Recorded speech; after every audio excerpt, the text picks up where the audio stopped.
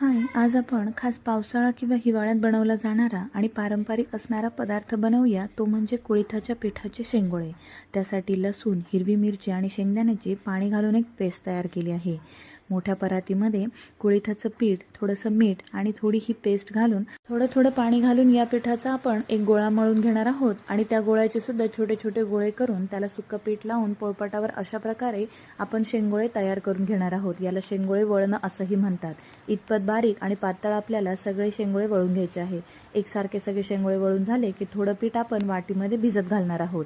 नंतर कुकरमध्ये तेलावर जिरे, हिंग आणि कढीपत्त्याची फोडणी करून लसूण आणि मिरचीची पेस्ट घालून थोडी हळद घातली आहे आणि पाणी घालून त्याला उकळी येईपर्यंत सोडून दिलं आहे. उकळी आल्यावर मीठ आणि शेंगोळे घालून त्याच्या 2 शिट्ट्या करून घेणार आहोत.